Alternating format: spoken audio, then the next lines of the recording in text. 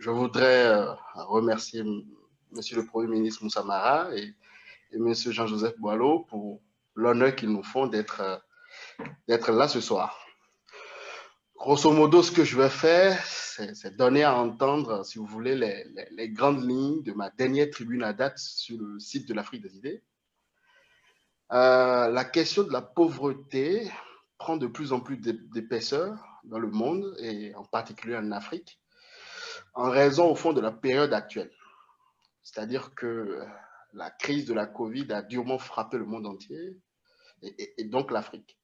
La croissance en Afrique subsaharienne sera négative en 2020 et va entraîner la région dans sa première récession depuis très longtemps, depuis 25 ans.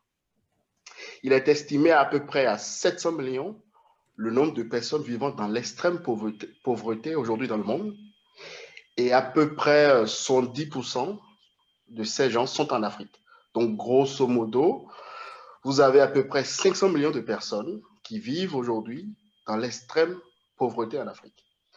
Alors, l'extrême pauvreté a une définition normative, c'est-à-dire que la Banque mondiale a instauré dès les années 90 un seuil de pauvreté international, aujourd'hui qui est établi à 1,90 $ par jour, ce qui fait à peu près 50 € par mois.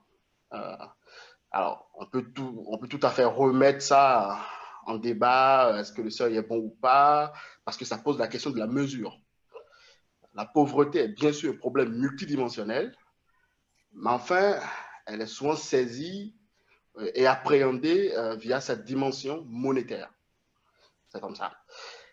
Quand on regarde ce impact conséquent, on voit que le nombre de pauvres en Afrique est passé, grosso modo, d'un peu plus de 270 millions de personnes en 90 à 500 millions aujourd'hui. Pourtant, depuis les années 80, il y a eu de nombreux programmes de lutte contre la pauvreté émanant des États, des organismes internationaux, etc., etc. D'ailleurs, les termes pour désigner ces programmes ont changé au fil du temps. Je crois que dans les années 80, on parlait de l'aide au développement. Dans les années 90, on a commencé à parler plutôt d'assistance technique. Et aujourd'hui, depuis une dizaine d'années, c'est un peu plus assumé. On parle clairement de lutte contre la pauvreté. Si vous voulez, le raisonnement qui soutient ces campagnes est au fond assez simple. C'est que en apportant de l'aide, d'ailleurs souvent financière, aux pauvres, l'on résoudra et tirera le pauvre de sa condition, qui est précisément, en tout cas, qui est compris comme un manque de moyens, notamment financiers. C'est ainsi que les pays riches ont transféré au continent africain plus de 1000 milliards de dollars en 50 ans sous forme d'aide au développement. Le résultat, c'est que le nombre de pauvres sur le continent a doublé en 30 ans. Bon, la conclusion est assez simple. Les grands déterminants de la pauvreté sont ailleurs. Et justement, je veux monter en épingle un de ces déterminants qu'on n'évoque pas souvent, c'est l'absence de système légal de droit de propriété dans beaucoup de pays africains. Alors, pourquoi est-ce que c'est un problème? Juste une petite anecdote. En mars dernier, j'étais à Cotonou et j'ai rencontré un ami qui me rapportait qu'il n'avait pas réussi à avoir un prêt bancaire parce que la banque avait estimé qu'il n'apporterait pas suffisamment de garantie pour justement avoir le prêt. Mais ce gars a un domaine de 20 hectares de terres agricoles dans le nord du Bénin, un domaine que son père lui avait cédé. Évidemment, tout le monde dans le village, les chefs de village, etc., savent que ce domaine lui appartient. Mais enfin, il n'a pas de titre de propriété légale pour ce terrain. Donc, impossible, si vous voulez, qu'il l'utilise comme collatéral pour son prêt à la banque. Alors, évidemment, lui, il était triste de n'avoir pas réussi à avoir une source de financement pour son idée d'entreprise. Mais enfin, tout ce qu'on ne voit pas, ce sont tous les emplois qu'il aurait pu créer, ce sont éventuellement les recettes d'impôts que l'État aurait pu percevoir, etc., etc. Ce que je veux souligner est assez simple, c'est que le rôle des droits de propriété est assez fondamental. Sans un système légal de droits de propriété, les économies africaines ne peuvent pas produire du capital, tout simplement. Les pauvres en Afrique, contrairement à ce qu'on pense, possèdent parfois des biens, mais ne peuvent pas les utiliser comme un capital productif.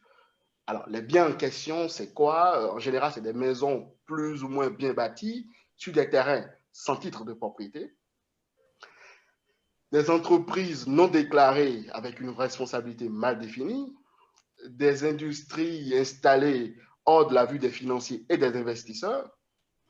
Et donc, faute de documents légaux, ces possessions, ces biens, ne peuvent pas être directement transformés en capital. C'est-à-dire qu'elles ne peuvent pas servir d'apport en nature lors d'un investissement, elles ne peuvent pas servir à garantir des emprunts. Et je fais une petite parenthèse, je vous rappelle que le crédit intérieur fourni au secteur privé en Afrique subsaharienne est grosso modo autour de 45% du PIB. Au Bénin, par exemple, c'est autour de 17%. Petite parenthèse fermée. Les actifs de la plupart des Africains constituent en réalité ce que l'économiste Hernando de Soto appelait le capital mort. En 2000, d'ailleurs, de Soto et son équipe de chercheurs a essayé d'estimer finalement ce qu'il appelle le capital mort sous forme immobilière, détenu sous forme immobilière en Afrique.